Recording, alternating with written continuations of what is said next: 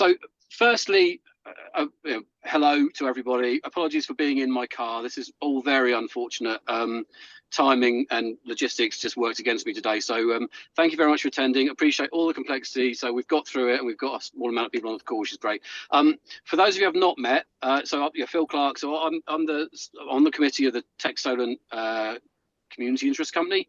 The purpose of the community is to build a community. So we're trying to get the technology professionals from around the South Coast area in the Solent region to get together and just get to know each other, to make our lives a bit easier. So, you know, if people want to buy from each other or talk to each other or ask advice, that's what it's all about. And so what we're doing is we're running events on a regular basis, and we're trying to sort of evolve that community to eventually do things that are beneficial to the region in different ways. So maybe work with education to help them with digital skills and those sort of things. But, you know, over time, at the moment, we're really just trying to build the community. This session is something we actually ran last year, but obviously there's updated information. So Martin Pardey, who can do his own intro in a moment, from Hays. Hays do an annual survey, which is very useful and has a lot of useful information. So really what we're going to cover often today is Hays' latest view of what's going on in the tech recruitment world, talk about skills and those sort of things. Martin's an absolutely lovely bloke, so we'll take questions. And Martin, do you want to do a little intro and sort of explain how you want it to work? Talking about the same Martin, yeah? Oh, yeah, no, I'm sorry, that's the other Martin. No, this Martin's an absolute idiot. Yeah, absolutely. Yeah, so format this afternoon, I'm going to take you through some of the key insights from our salary guide, as Phil has just said. It's not just about salaries. There's a lot of really good insight on sort of workforce trends that we include these days. So I'm the director of our technology business here at Hays, so our technology recruitment division across the Southeast region. Worked with Phil for a little while now, and have been part of a number of TechSolent events. Obviously, if you know anything about Hays, we're made up of about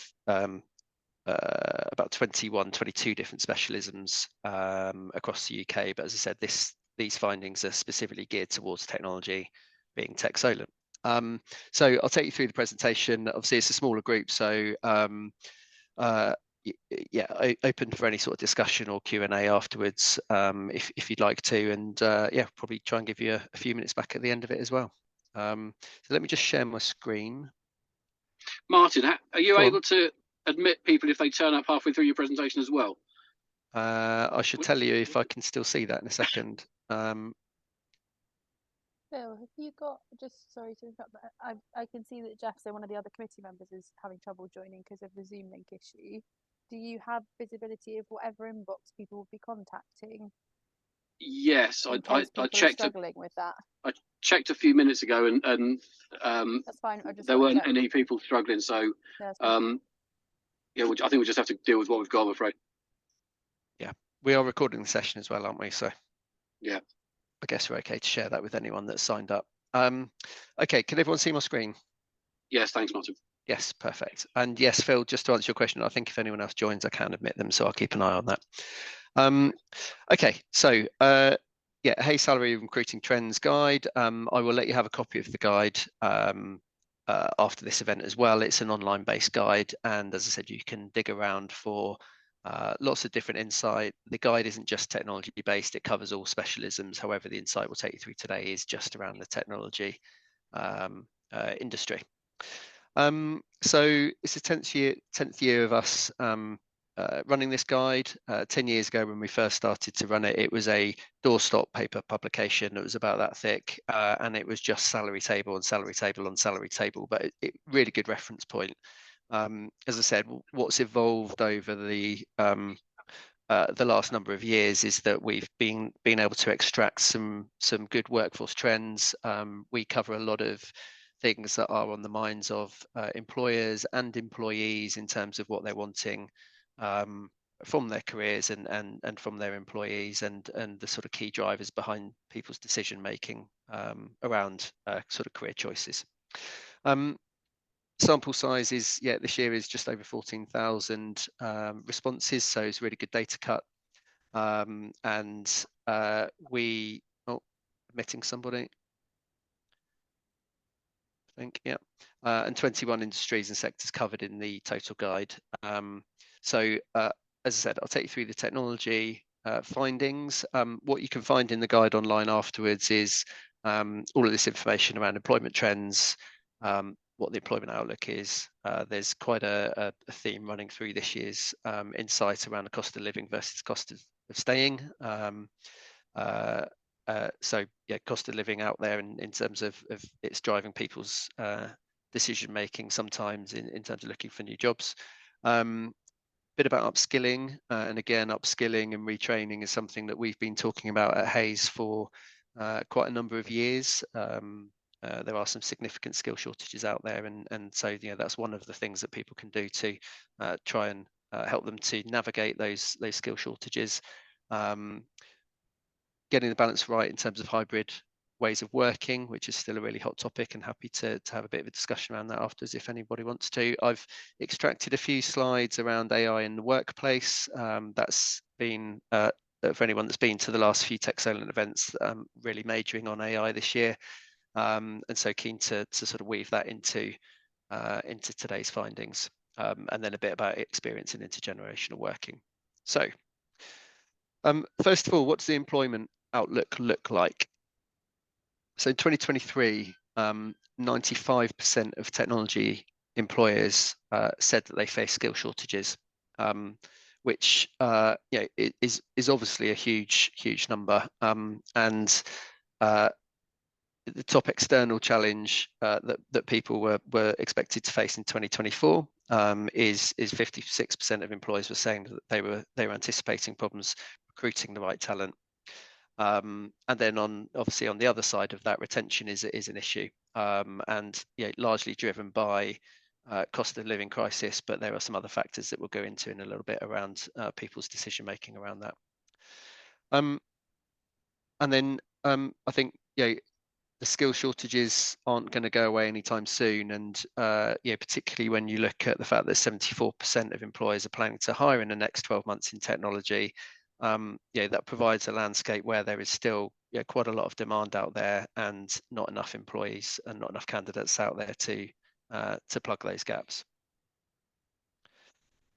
There's some ONS data here which probably puts that into perspective. So at the moment, this was January's data, 934,000 vacancies in the UK. So as you can see from that graph, that has been dropping and dropping month on month and quarter on quarter, probably for the last year or so, I think. Sorry, last 18 months. So peaked in May 2022.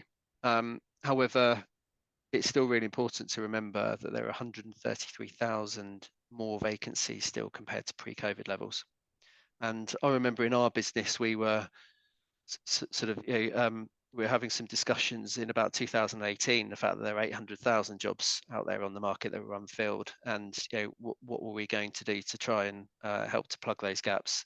There are still significantly more than that. So when we talk to a lot of employers that think that it's getting easier to recruit, it's probably not, and it is still very hard, and particularly when you overlay that with new technology jobs being created and new skills being in demand. Actually, in some areas of the market, it's getting significantly harder. Okay. So overall summary of the market. Again, these are ONS numbers. We're best part of 76% employment, and that's between 16 and 64-year-olds. We're very low unemployment, 4.2%. That figure has stayed the same, I think, for about 4 months now. So that's not increasing. So again, the overall landscape isn't getting necessarily any easier, and we still have 21% of people with the age group 16 to 64 who are classed as economically inactive, and those are people that have either exited the workplace and chosen not to return. There is quite significant, I think we're at highest levels of sickness and people that are unable to work at the moment as well, that are included within that number. So I mentioned the cost of living. So the cost of living crisis, we're all, I'm sure we're all seeing it. 78% of technology employers had to increase their salaries over the last 12 months in order to reward their people, but also to make sure that they can keep their best people in jobs. And so what you see there around a 3% number, that was the average technology salary increase over the last 12 months, seems like quite a low number. But in actual fact, what we've seen over the last 3 years is that technology salaries have risen by 17%. So technology went first post-COVID in terms of a grab for talent, and that pushed salaries up quite quickly. What we're seeing now is that other professions are probably seeing slightly higher increases, whereas technology salaries as a whole are starting to stabilize, but still 3% growth on top of an already inflated number is significant. Jenny, you've got a question? Yeah, I just wondered what kind of the definition of technology employers was. So that is employers that have said that they recruit for technology staff. So it's our clients that have said that they recruit for technology staff. Okay, thanks. Okay. And then technology skills that saw the largest increases. It's probably no surprise to anyone that is in or knows about technology. Cloud infrastructure, data, architecture, automation, and cyber were the top salary increases over the last 12 months. Okay. I think, yeah, as I said, I was surprised when I saw those numbers, and I thought 3% actually seems low compared to the general wage inflation. But actually, when you put the context around it, that increases in salaries of 17% over the last 3 years, it probably puts it a little bit more into context. Martin, sorry, I can't put my hand up because I can't work out the mobile phone app. That 3% for technology employers, how does that compare to the rest of the sort of categories? Have you got that off the top of your head, or what non-technology roles? Yeah. So I think the wage inflation is about 6%, I think, at the moment. I haven't got the data to hand, but it is contained within our salary guide. So the online salary guide, you can delve in by sector. Okay, so you can look at general salary increases, but you can also navigate through and look at the specific sector that you're looking at. So if you wanted to look at the procurement industry, for instance, you're able to jump in and have a look at that as well. I think things like procurement, finance, legal, I think legal and engineering were our top, had the top salary increases over the last 12 months, if I recall correctly. And this is always a bit of an eye-watering number. So 58% of employees in technology plan to move jobs in the next 12 months. So that's a planned move.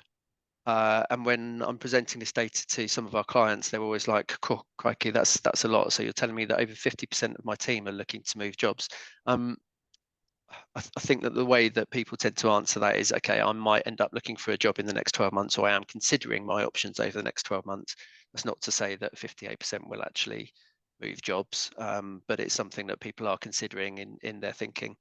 The last few years, we've seen that up in the early 70s. So that has come down slightly. So that suggests that some people are looking a little bit more for some job security, and not necessarily seeing this as a good time to move. But there is still a significant number of people that are looking at what their next options might look like. And there's a number of different factors that make up that. And again, we'll have a look at those a little bit later, but it's not just salary.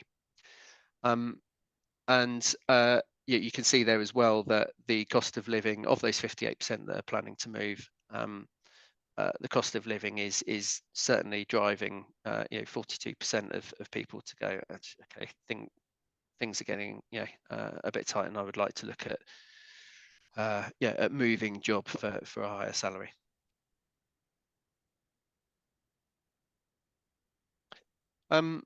So mentioned upskilling, and again, I think this is one of the things that people are looking for at the moment as part of their overall career equation. So we always talk about the fact that there's a number of different factors that make up people's decision making to move jobs or to stay in a job.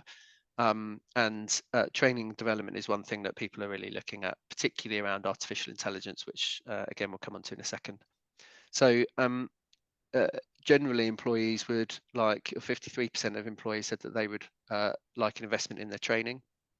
49% said that they would allow time during working hours to complete training, and 36% say that they would like to be allowed time off to attend relevant conferences and talks. So yeah, there's a number of different ways, if you're an employer, that you can you can give your staff to help them feel like they're invested and to help develop their skills. And those are some of the things that employees are telling us that they would like. And then hybrid working or balanced working. I think generally we are still seeing that there are a lot of companies that are trying to get this right.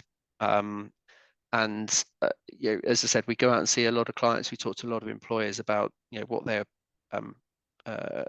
employer value proposition is, and you know, certainly talking about the way that work is done is a really hot topic at the moment. And recently, we've seen a number of large employers that have announced that they are going to start bringing people back into the office where they're currently mainly remote, and that does cause some difficulties for, you know, quite a lot of employees.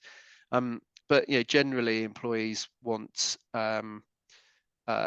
you want to have a culture where they feel safe on sharing their views on the ways of working. So 66% of employees you know, want to be able to voice their opinion without you know, without feeling that you know, they're going to be under threat. 58% would like to ensure that their managers are trained to manage hybrid teams more effectively. And I think, you know, when we look at onboarding new employees and training new people, I think, yeah, that is a real skill that has become something that leadership, you know, really need to look at. And how can you build, you know, how can you embed culture, but also how can you build the right management structure into your week when you've got people in different locations, and not all organizations are good at that.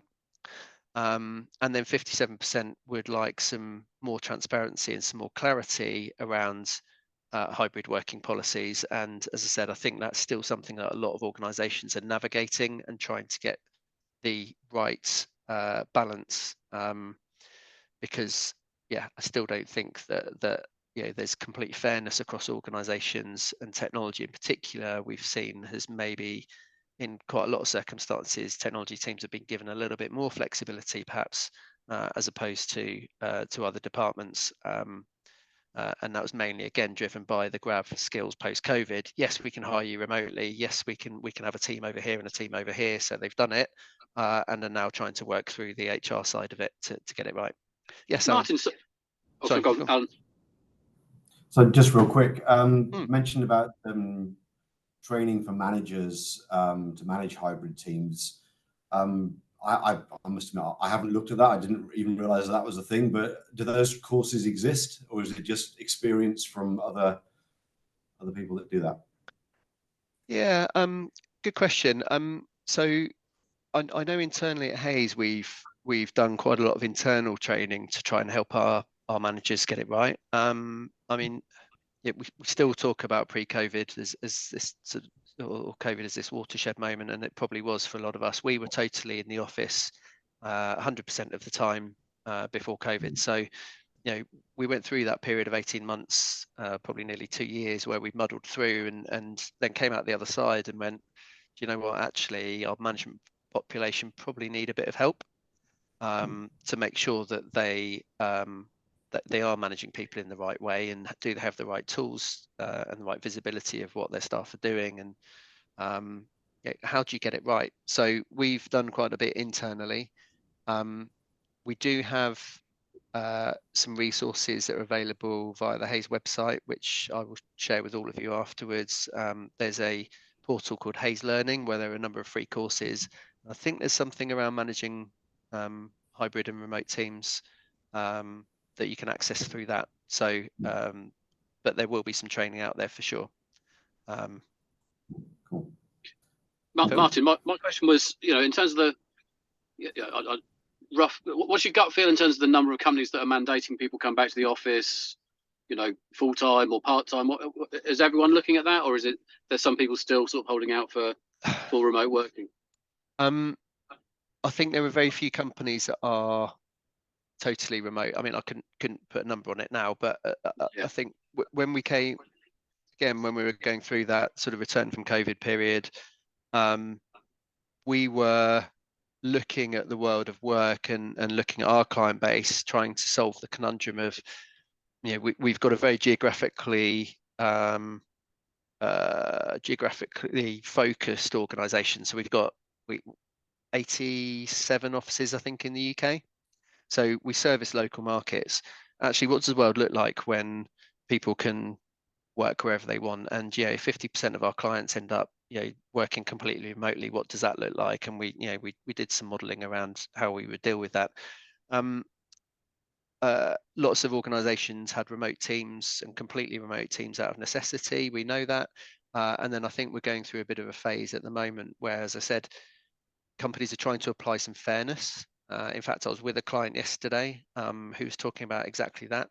We've hired people that some are doing 2 days a week, some are doing 3 days a week, some are doing 4 days a week. We've got a fairly general company policy that we're trying to impart. However, local managers are doing their own thing on it. So HR are certainly looking at it in terms of how can we apply fairness across the organisation. And I think that's leading to some more policy being created around number of days in the office, etc., etc. That does create some obviously some challenges for employees that are used to remote working that are now being asked to go back into the office maybe 2 or 3 days a week. We're certainly not seeing organisations going, you've got to come back in 5 days a week. That's not happening. But I think the general shift at the moment seems to be, right, we've got these people that are mainly remote. How do we get the balance right? And how do we get fairness whilst maintaining flexibility across our organisation? Brilliant. And it's fairness to so many people as well, because there's some folks who have to work from home more than others because they live miles away. And if we start playing hardball with them and say, hey guys, you've got to come in the office, they're going to leave. And then we're going to have to recruit somebody, which we don't want to do because they're great at their job, So, but then the people that are away for longer, the guys who do come in every day or 3 days a week, they're like, well, this guy's getting away with it, so why can't I? And it just correct. It's a real minefield. It's all about balance. It's hard.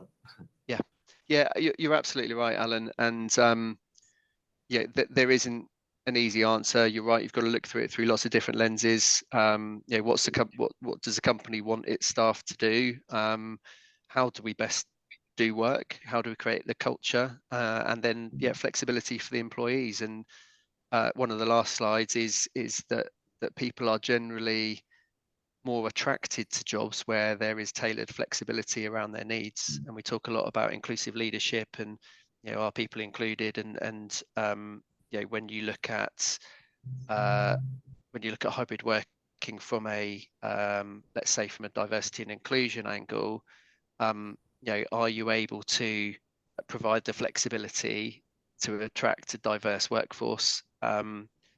Look at working parents or people with caring commitments or those sorts of things. How do you weave that flexibility in to make sure that you're including that proportion of your workforce whilst also maintaining the company policy and getting that fair? So there's so many different lenses that you need to look through. But as I said, we have some, I'm not going to name them obviously, but we have some real life examples over the last couple of weeks where I've heard of organisations that are allowing their employee or have allowed their employees to work mainly remotely that have announced that they are now going to have to do 3 days a week in the office. And that's posed some real challenges, because if you hire somebody remotely, as you correctly said, Alan, they could be a good distance away from the office. How's it going to work practically? And that's a change in circumstances. And then I guess that opens up a whole load of HR legislative potential issues as well. So there's a lot going on in that space. For sure.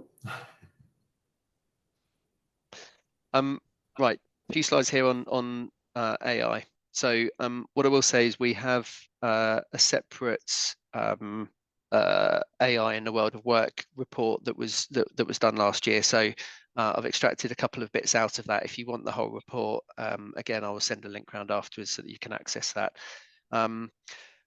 54% of tech employees don't think that their employer is helping them to prepare for the use of AI in the workplace. The general sentiment that we're seeing around AI in the workplace at the moment is that organizations want to adopt AI as quickly as possible because they don't want to be left behind in a transforming world. Similarly, employees, there is a bit of a factor out there that employees want to be upskilled on AI. They also don't want to be left behind. And there is got someone else joining. There's sentiment out there that candidates want to have the latest or the access to the latest tools within AI, so that they are they're creating the most value in their jobs. Okay, so where employers aren't providing training or aren't helping them to prepare, then that does cause a bit of an issue. Okay, so it's just something to be aware of. Skill shortages are evident, and this whole, the whole topic around AI is moving at quite some pace at the moment. So even the report that we released end of the summer last year is probably slightly out of date, but it was telling us that employers don't feel that they have the right skills at the moment to adopt AI properly. And I was reading a blog actually earlier on from our UK CEO who was actually saying, this is actually a blocker for some organizations adopting AI at the moment, because they don't feel that they have a skilled up workforce enough to do it. And I think probably access to training itself is going to be a bit of an issue as well. So, how does an organization train people on technology that is so new? So there's a bit of a lag that we do need to catch up on around AI skills development and training. I think the other thing on this slide that is quite pertinent is that it's not just about technical skills. There's a number of soft skills that employers are looking at that are needed to complement the use of AI. And particularly the ability to adopt change and ability to learn new skills is are really, really key, as well as flexibility, critical thinking. And you can see down in the bottom left, there are a number of employers by sector that don't believe that they have access to the right AI skills by profession at the moment. Sorry, Martin, another question. Just are people, in your experience, like I say, might not be part of the survey, but are people able to articulate what skills they feel they need for AI? So, things like prompt engineering and those sort of things are actually new terms in their own right, aren't they? So, are people able to articulate that, or is it still a bit of a evolving field? So I think it is evolving. There's going to be the Softcat presentation a month ago on AI. I thought articulated it in a really, really good way. I was actually going to nick one of their slides for this presentation, but so there was a slide on there where they'd listed a whole host of jobs that might be needed in the future. We know there's going to be some new jobs created. A lot of talk out there around prompt engineers. Is it going to be a new job, or is it going to be a skill that everyone needs to learn? My feeling is probably the latter. And I think our encouragement is that employees, managers, everybody in general, the more opportunity that you can be given to play with these tools, to try out these tools and to learn new skills, the better. I'm yet to see that there's a whole load of formal training out there for people to get. So I think in my world, technology, the whole artificial intelligence piece is underpinned by you need to have the right infrastructure. Data is really key. So organizations can't do AI properly unless their data is in a good state. So I think we'll see quite a lot of demand for data management, data governance, data engineering, people that can ensure that the data is good quality, in the right place and accessible and secure. So security is another aspect, and I think again, cybersecurity is not a new thing anymore. Security is been around, and there is an increasing demand generally for security. But again, it was in the Softcat presentation before. The cyber guy spoke about the increased risk of brought about by AI adoption, and actually that risk is a lot around the security of data. And then of course, we need people that can develop these tools and integrate these tools into the enterprise. So I think those are probably the 4 pillars: infrastructure, so cloud infrastructure, cyber, data, and development are going to be the key areas as we go through the next few years in adopting AI within the technology space. Well, thanks. Does that answer your question? Yeah. No, it's good. I also think that things like user adoption and stuff like that, the actual business change aspects are going to be a thing as well. And I'm not sure how people are accommodating for that or even considering that. I don't know. It's such a fascinating world, and like you say, it's moving so quick. You don't know really what's going to happen. So yeah, interesting. Yeah, I mean, it's 66% of employers, it says there, have highlighted the ability to adopt change is going to be a key skill. So I think the key thing to remember is that AI is going to, of course, there will be some jobs that are replaced by AI. We know that, but not everybody's job is going to be replaced by AI. It will be used to augment a lot of people's jobs. And so it will be the fact that jobs change, and just the same as any new technology is introduced, people's jobs will change, and people need to be able to adapt to that change. And harness the use of AI in order to become more productive, because that's the ultimate output that will be driven by AI. We will become more productive as organizations or as people. So yes, those are the top skills that are in demand from a soft point of view. Brilliant, thanks, mate. And then from an employee side of things, I said there was a bit of nervousness earlier. 86% of employees in general don't think they have the right skills at the moment to make the best use of AI. So again, that is about giving people access to learning, but also to be able to help them self-learn.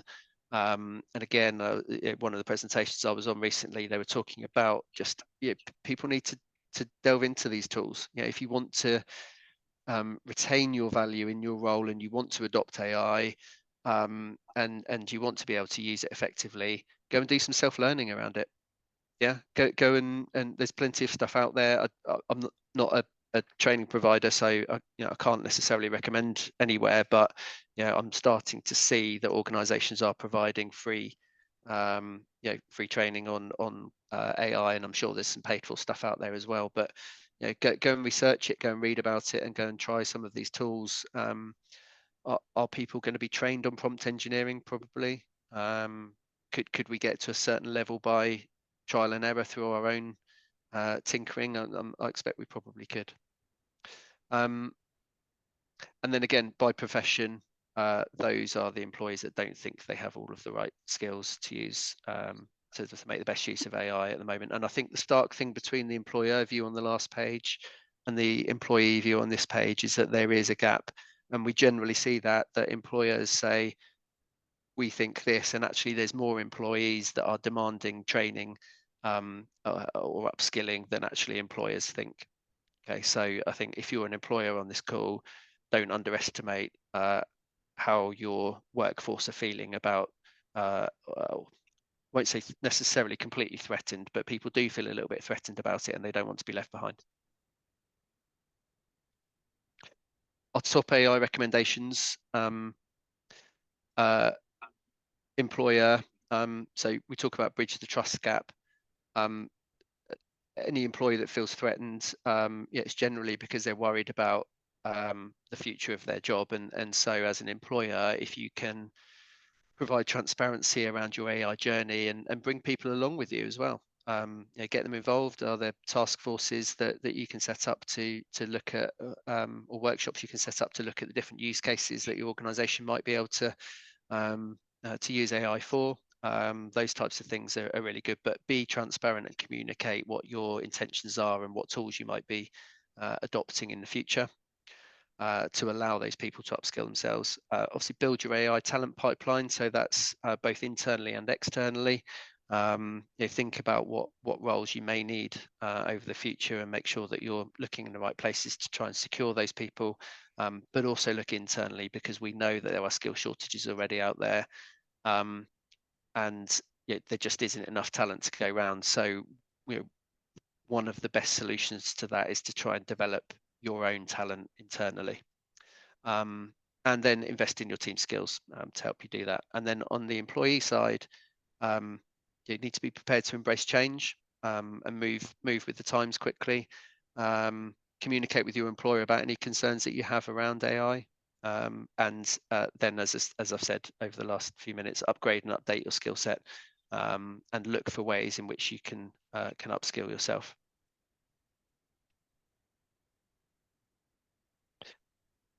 So on to recruitment and the employee experience.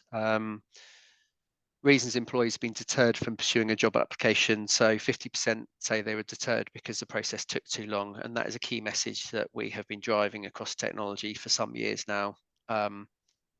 We are in a competitive market in a lot of areas. And so when we find a really good candidate, it's likely that that candidate has got multiple job opportunities that they are looking at any one time. So if you are recruiting within a skill short area, make sure that you are obviously employing a robust recruitment process, but make sure it's quick and moving through the gears as well, because we do see a lot of candidates that fall by the wayside because the process takes too long. 42% said that people and culture were not as expected. So from the time of application to interviewing and then being deterred from that application, they didn't see that the people and culture fitted with what they expected. Last year, we were talking a lot about sort of 3 key pillars to people's career equation, and that was organisation, purpose, and culture. That was a really key factor, obviously alongside salary. An organisation's commitment to sustainability, and then an organisation's commitment to diversity and inclusion, and seeing those things that are lived and breathed through the recruitment process are really, really key. So obviously hiring people is a two-way thing, and that engagement in a skill short world, we need to make sure that that engagement is there all the way through the recruitment process. So can your line managers who go and do a first interview, can they articulate the company culture, as well as people further down the interview process, for instance, so that engagement is maintained all the way through? Can people articulate what your diversity and inclusion journey is? And I think certainly, are you presenting people within teams or within the organisations throughout the interview process, so that people can see employees like them that already exist within the organisation? And then 38% say that the components of the job were different to what was advertised. So again, that could be down to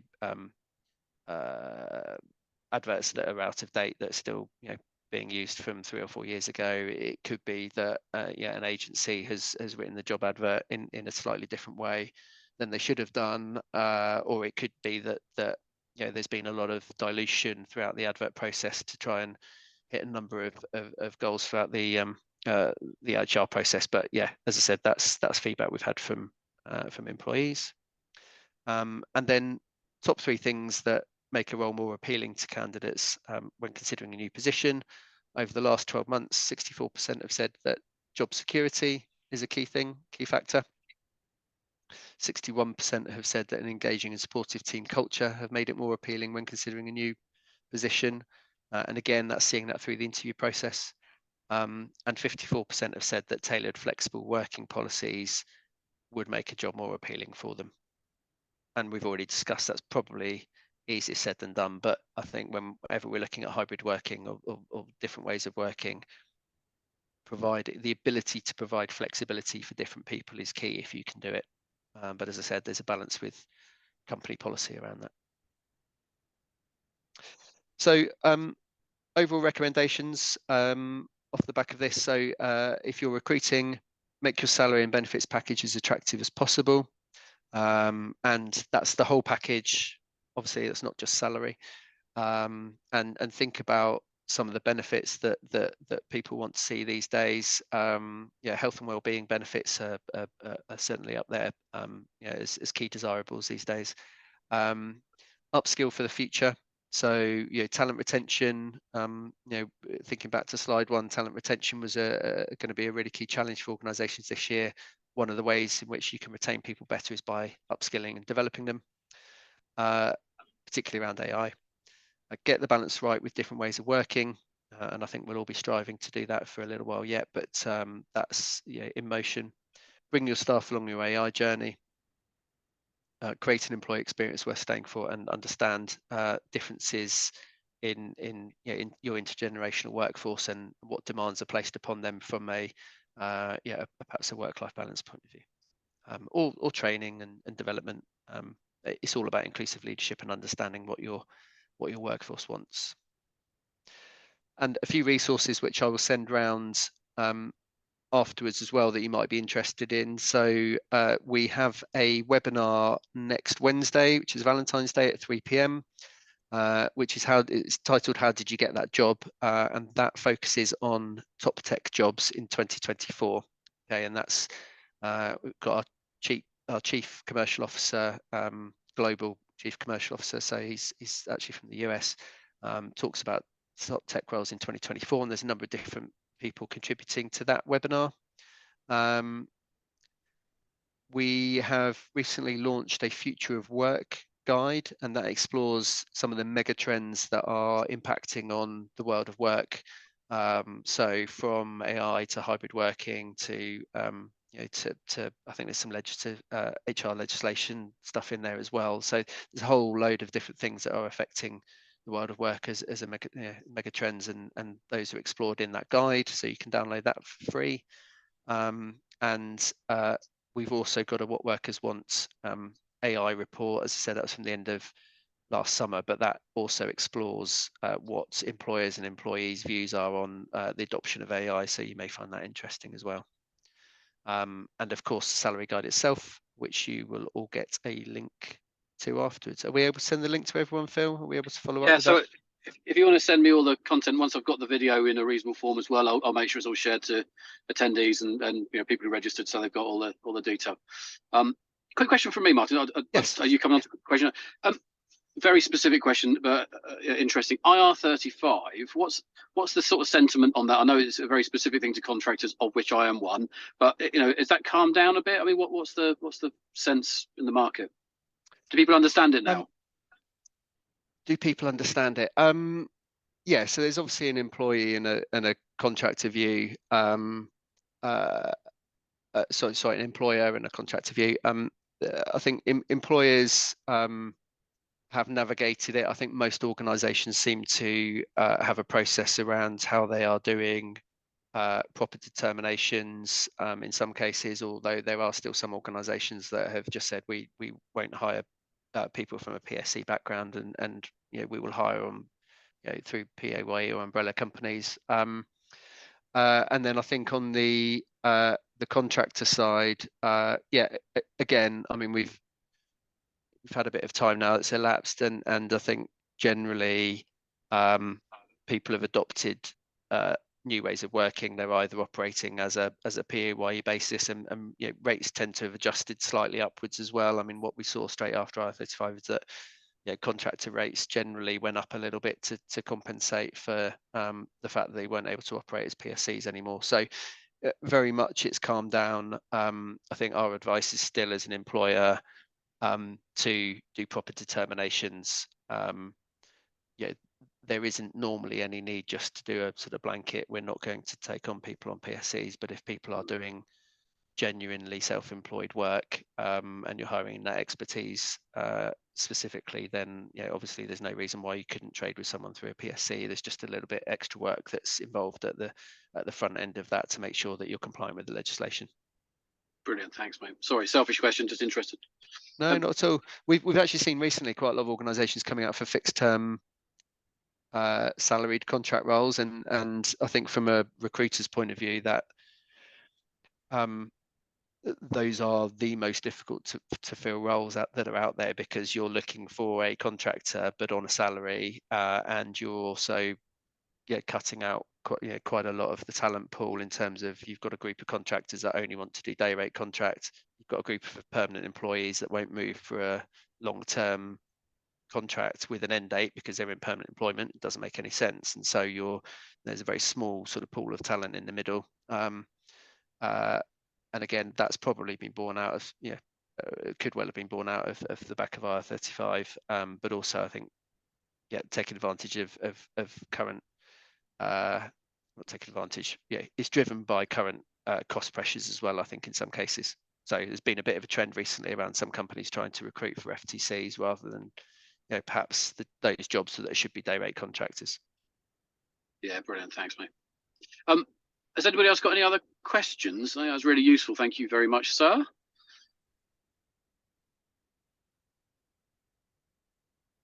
Any other questions? Yeah, Jen. Oh no, Jenny's not got a hand up. She's clapping. Thank you, Jenny. I wish I could do that on my mobile phone thing. I have no idea which button to press. I was so pleased with finding it on Zoom. I'm just going to use all of it. What other reactions can you do, Jenny? Oh, you can do whatever you like. You can do party poppers. You can obviously raise your hand. You can send love hearts. Look, all of it. Amazing.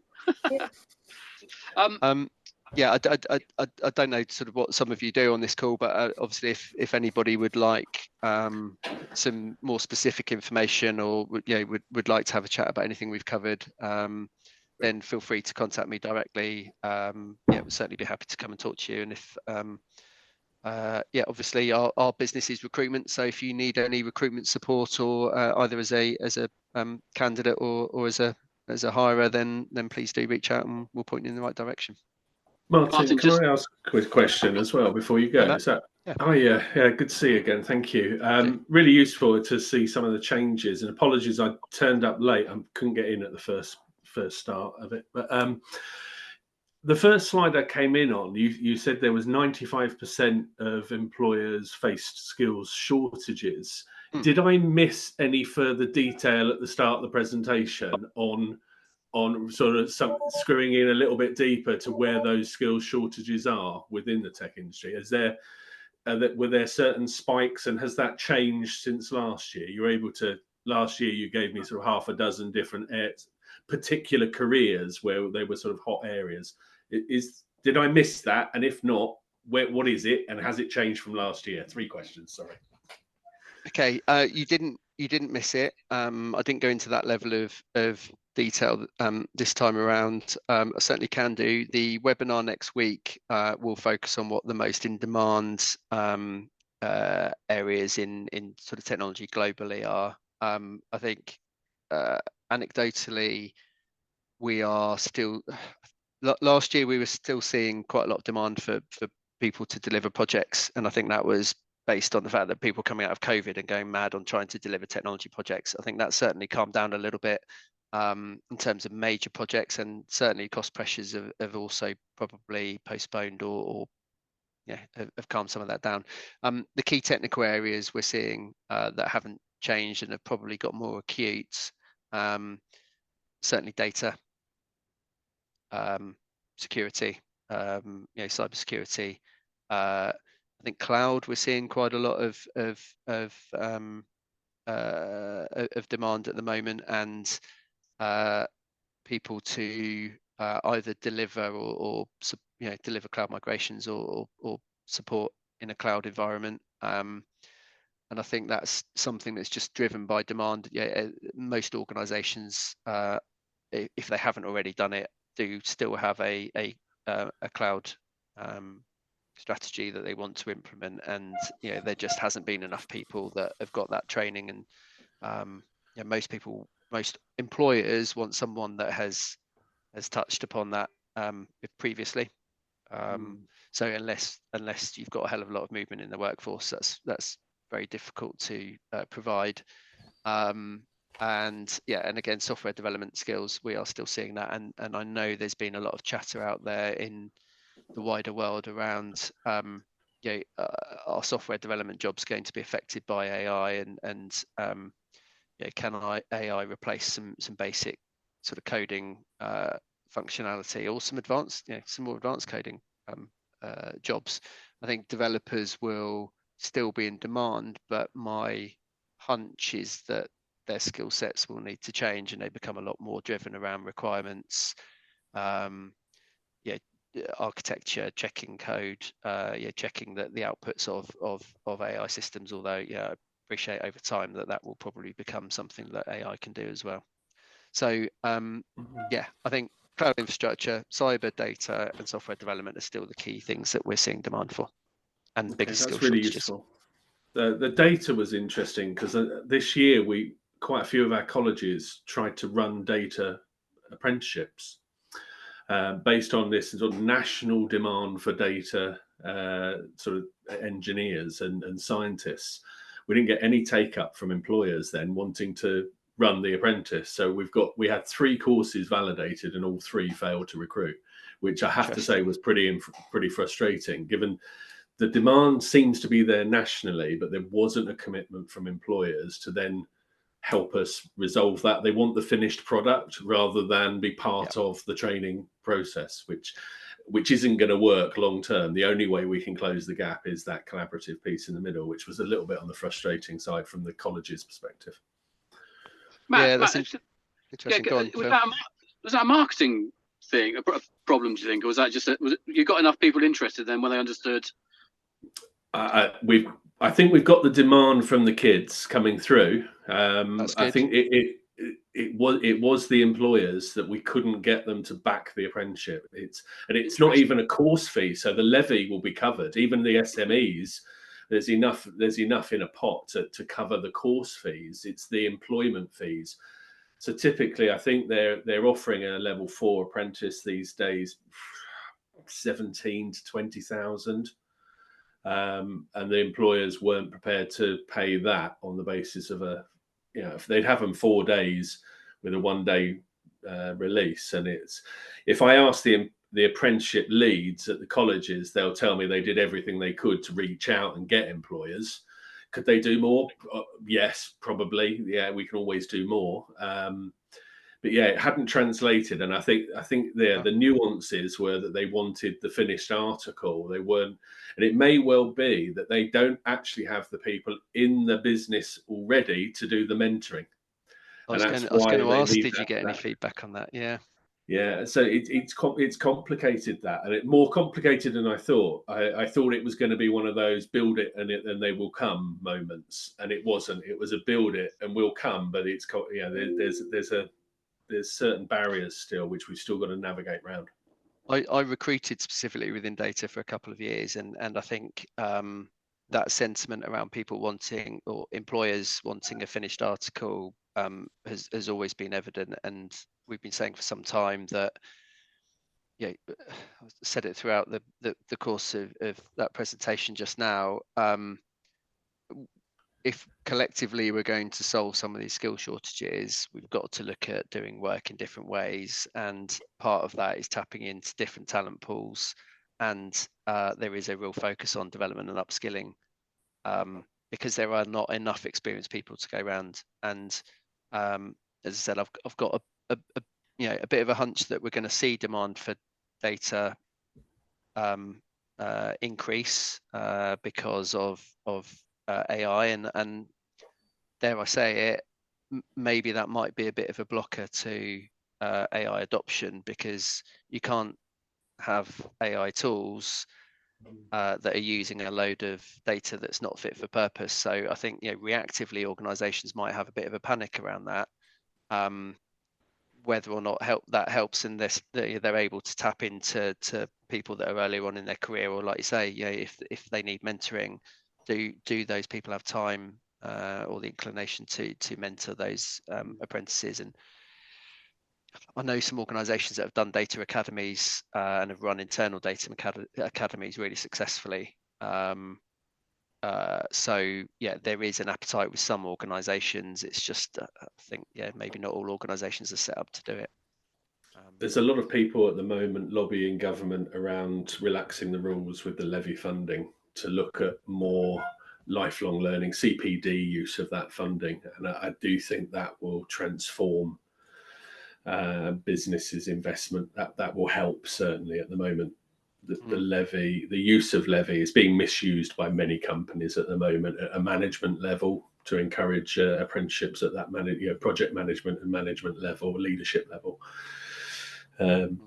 I think if we could relax some of the rules on that, that might help businesses to see A, value in paying the levy, and B, a better use of it for staff development. Anyway, sorry, I don't want to hold. I thought you were going to say that the take up wasn't very good from an applicant point of view, and I know that that's been a problem historically. No, I think we've got more. There's a shift happening. There is better awareness now of apprenticeships. I think the cost of living has had a profound effect on this, where actually the working classes, where we're trying to widen participation, a lot of the working class groups that we're trying to work with, they can't afford to go to a college or a university course, but they could do learning alongside a job. And so I think we're seeing an increased demand for day release on HNCs and HNDs, and I think we're going to see a massive spike in demand for apprenticeships. There's not. We have students wanting them. What we don't have is anywhere near enough placements. I think just generally data went through a bit of a phase where maybe data careers weren't seen as necessarily that desirable and amongst younger people, and maybe that shifted a little bit. Everyone wanted to be a software developer or go into cybersecurity because it was a bit, it seemed to be a bit more exciting. But I mean, I think definitely we need to encourage more people into some of those disciplines. Good. You have to make that way, isn't it? Because there's a huge gap in knowledge at the moment, I think, in lots of businesses, and that's something we're kind of seeing for one of the main reasons from a risk perspective that clients kind of aren't keen to go ahead with implementing AI in some scenarios, because that whole understanding data sets and what you can do, and especially if it involves personal customer data in any way or any kind of personal data, just gets so complicated in a way, because so much of it isn't fully legislated for at the moment and isn't fully developed. It's in that kind of starting phase. I think it's putting a lot of people off. So actually, if you've got that coming through from the younger side, I can completely see how that's going to become, as you say, like a perhaps more prevalent area again in terms of opportunities for people. Because I think it's going to have to, for it to work. You're going to have people in the business that really understand it and know what they're doing with it to be able to take that next step in the longer term and to comply with all the principles and things. Really interesting. Thank you, Viv. Yeah, cool. Martin, I think we had I can't read it. We had a comment in the chat that flashed up on my phone and then disappeared. Oh, I think it's about sharing the detail. Are you all right with sharing? What have we got? Are you happy if I share this with BU computing students and staff? Bournemouth University, yeah? Is Sarah still on the call? Yes, I am. Hi, Sarah. Hello, Martin. Yes, hi, absolutely. We've been trying to get together for some time, I think, to do something similar. So, yes, absolutely happy to share. We should probably catch up around the best way to do that. I'm planning on coming to your graduate skills program workshop when you're at BU, I think in March. So in March. Yeah. So I'll see you then. Let's catch up then. Perfect. Thank you. Brilliant. I'm aware we sort of run out of time a bit, and my car's fully charged, so I can move on now, which is a result. And you want to get home. And I want to get home, which would be really quite useful. If anyone's got any other questions, please just email them through. I'll coordinate all the communication. So, Martin, if you share me with all the details that you mentioned, I'll put the video link in there as well once I've worked out how to get that off Zoom. If anyone's got any questions in the meantime, fire them through to inquiries@techsolent.org, and I'll make sure Martin's got them. And I'm sure, Martin, you're okay to directly interface to people instead of sharing your contact details. 100%. Yeah. So I think in that context, firstly, sorry about the logistical complexity around links and being in a bloody car. Secondly, thank you very much, Mr. Pardey. That was really useful. And next event is, I can't remember off the top of my head, I think it's the 27th of February at DP World. We're just specking it out as we talk, but it'll be another AI themed event. So hopefully if you guys can make it, that'd be great. Otherwise, see you at the next one in March.